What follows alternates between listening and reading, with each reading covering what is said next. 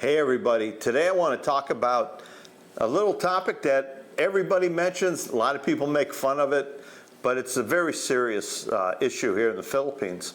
It has to do with money, your money as a foreigner coming here to the Philippines, and when you get involved in a relationship with a woman, what do you do with your money? And if you loan it to the family, or you give money to her, or you pay for everything, are you holding that girl hostage to your money? I've heard many stories about guys who don't give their girlfriend or their wife any allowance. Whatever they need, they go together to the store, he buys it, he pays for it, he handles the money 100%. And I agree with this in a little ways. You need to be responsible for your money. You cannot let your girlfriend or your wife spend all your money out of control. You need to have a budget, you need to keep them on a short leash, and you got to have an understanding with what money is expendable and what money needs to be saved, and try not to be wasteful. You know, Janet and I have a saying here, we try not to waste anything. We try not to waste food. We try not to buy things that get thrown away. We just try not to be wasteful and be thrifty and save some money and have an enjoyable life, but still not be living the pauper life. You know, we have enough money that we can live a good life together. But what we're talking about are other people and other women. I got an email from a young man, and he was worried about his girlfriend's sister, who has a foreigner boyfriend. And this is the email. Hey Mike, is it right to deny your girlfriend's family coming over to your house because they owe you money from a past emergency? The girlfriend is upset because she misses her family and her grandchild.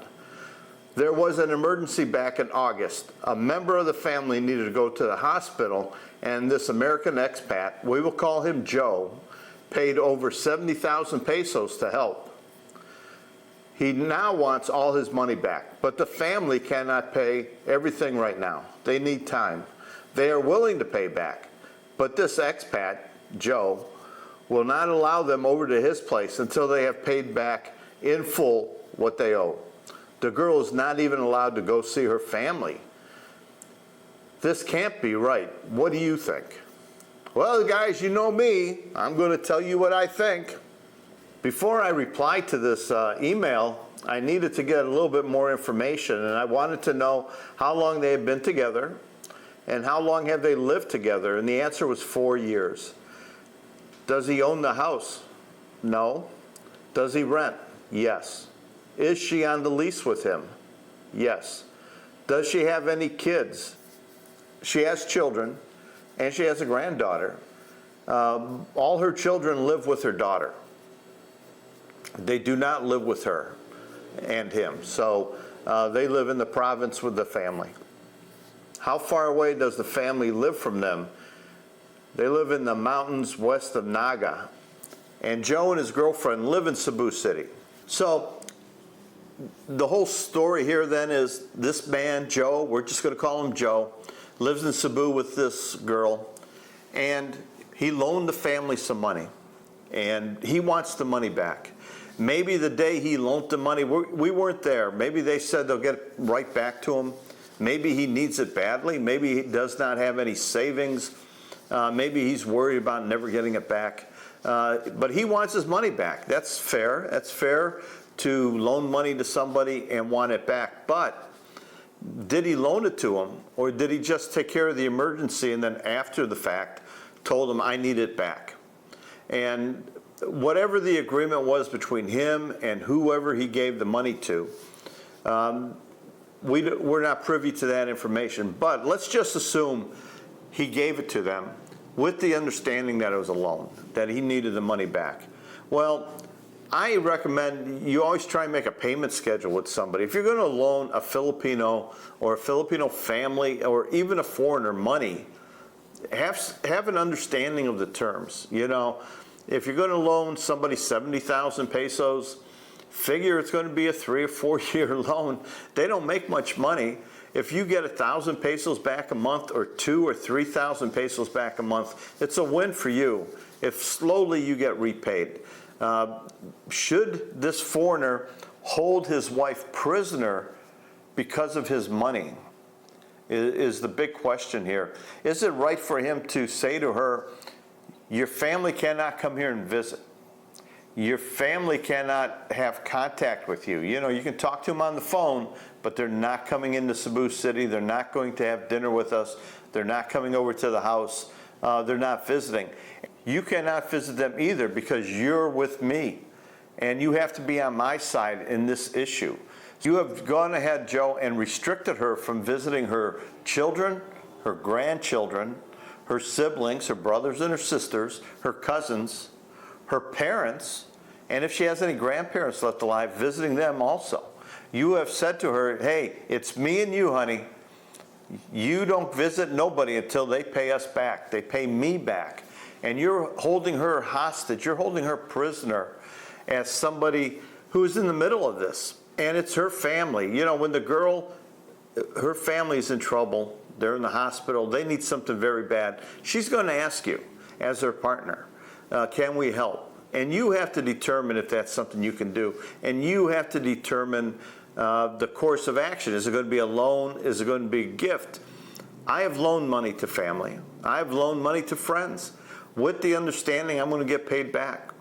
But if it falls through and they don't pay me back, well, that's life, man. And I'm not going to hold that against the person. I'm not going to alienate the person from the family. I'm not going to alienate Janet from seeing them. And Joe, you shouldn't alienate your girlfriend from seeing her family over a money matter that people just can't pay their debt. It's not life and death. It is just money. And money's important. Don't get me wrong. You need to have your money. You need to be in control of your money here. But sometimes you just have to consider it lesson learned, go on with life, be a little bit more selective on how you help people. Maybe start, if you're in a long-term relationship, which he is, Joe and her have been together 4 years, they've been living together, maybe tucking away a couple dollars here and there just in case the family has an emergency and you have it covered. Family emergencies that are real are tough to decide what to do. I'm a believer of doing your fair share. You know, if you can afford a little bit, you don't have to pay for everything, but if you can afford a little bit, help. And you know what everybody does in that family. If you're aware of the family and the dynamics of the family, who works, where they work, what type of job they have, you know who can afford to help and those who can't. And you should also know how they cannot afford to repay you. You know, it isn't like they have an extra 5, 10, 20,000 pesos every month. They're only going to have an extra couple thousand pesos. And so if you make a payment plan and they don't pay it every month, they miss it 1 month or 2 months. Around Christmas time, they might miss it. Around, you know, people's birthdays, they might miss the payment. Just tuck it away in an envelope, lesson learned, whatever you get, be thankful for, but don't hold your wife or your girlfriend hostage. Don't make her a prisoner of your money. And I see a lot of guys here who don't let their girlfriend have any money. They don't let her buy anything. They don't give her the opportunity to save a few dollars and go to the store and buy a new dress or buy a gift for a family member. When a birthday pops up, she's asking you for money to buy a birthday gift. She's asking you money for a cake so you could take a cake to the party. You're leaving her totally dependent on you financially. She has become a prisoner to your money. And it is your money. You earn it. It's your money to do as you please with. But you have accepted a partner into your life. You brought her into your home, and you know the dynamics of the Philippines. You know the woman usually becomes the domestic partner, does most of the work around the house. They do laundry, they do the cooking, the cleaning. Your job is to bring money into the household. And everybody has a job to do. And if there's children involved, my God, if she has children and you're letting the family raise the kids, or you know her oldest child is raising her other children, you know you need to contribute to that. That's part of the package when you get involved with somebody. If it's something you don't want to do, don't do it. From day one, say, I'm not going to help anybody. You know, that's up to you totally. on what you do, but you have to set those boundaries. You have to set the rules so she knows what's going on, and she's not a prisoner. She's a willing participant. She knows ahead of time that you're not going to help people with small problems. Now, major problems, someone's in the hospital, someone's dying, someone got in a major accident, or someone's stranded somewhere. You got to have a heart sometimes, guys. You got to have a heart. This is the girl you sleep with, you love, you want to take care of for the rest of your life, and you're going to alienate her away from her family. And I'm not saying that you buy all the groceries every week, you feed everybody, they come to town every week and you take them out to dinner. If you do things like that, that's great. If you contribute to the family on any point, if it's 10 pesos a month or 10,000 pesos a month, that's up to you. That's a decision you have to make. But man, holding money over your girlfriend or your wife and making her feel like a prisoner to you, where she can't talk to you about money. If she has a need, maybe her son or daughter's shoes fell apart and she's going to school, and when that happens, the child's embarrassed. I need new shoes. And you're saying, no, I'm not buying new shoes for the child. That's just cold and heartless. And you're just holding your money over the top of the girl. I'm not talking about that girl goes out and buys a brand new purse every week. She's buying jewelry every week. She's taking all her girlfriends out, up to fancy restaurants, fancy resorts to show off. No, she's not doing that. But she should be able to take care of the day-to-day needs that her children need and her family needs in a way that is respectful of you and your position in life and your financial status, and respectful of the family, where you're not treating them like beggars. You're treating them more like family that has just got less money than you. You have more money than them. Doesn't make you better. It doesn't make you better than them, but it just makes you part of the family. But you're a part of the family that has more money. And money here in the Philippines, as you know, money solves problems.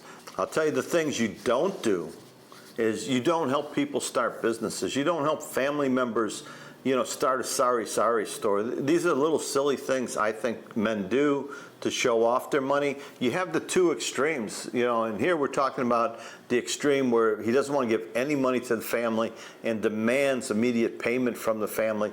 The other extreme is you guys that flash your money too much and spend too much money on the family, and you make them dependent on you for the money.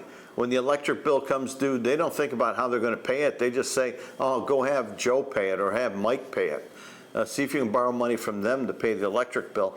You sort of spoil them and you put them in a lazy mode where they don't take care of their own business. So you need to find a nice middle ground. Decide what you want to do. It's a personal choice. Some of us have a lot more zeros in the bank account than others. $70,000 is a lot of money. That's about what, $1,200 or $1,300? That's a lot of money. When you're only making $1,500 a month, that's a whole month's salary. And maybe when Joe gave this to the family, he said, hey, I'll help you out here, but I need this money back. I have rent to pay. I have bills to pay. And the family, out of desperation, is going to agree to anything. It's like a pawn shop. They're going to agree to any terms. And then they're going to renege on the terms because they can't make the payment. So be prepared on when you lend money to the family for emergencies, that it's going to be a long time till you get it back, if you ever get it back at all. And if you can, the philosophy I have on all this is try to make it more a gift. I've made the mistake in the past, this is a loan, this is a loan. I've decided everything's a gift.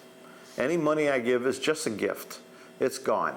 And you're just helping out somebody. You're either helping a friend, I'm helping another expat who has some medical issues, or I'm helping out a homeless person downtown, or a family member, or something.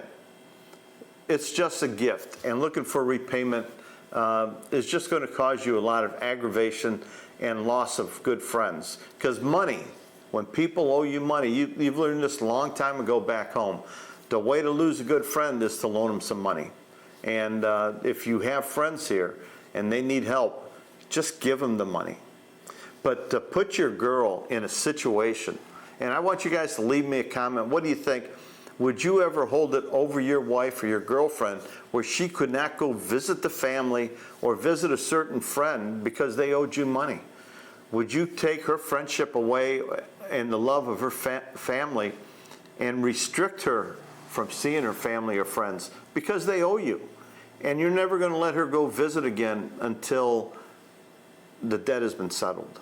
Now, I think that's a terrible thing to put your wife or your girlfriend, to treat them like a prisoner because you have money and they don't. And they don't. I know at the end of life, when I'm gone, and a lot of guys here, when they're gone and they leave money to their girlfriend, the only reason these women are our wives or our girlfriends is because they have good hearts. They're good people. You know, I wouldn't marry somebody who wasn't a good person. You wouldn't. You wouldn't live with somebody who wasn't a good person. And they would generously share their money with other family members when they were in need. So to tell them that they can't see a family member just because there's some money owed is a terrible thing to do. And I really do look forward to your comments in the comment section on this. Thanks for watching.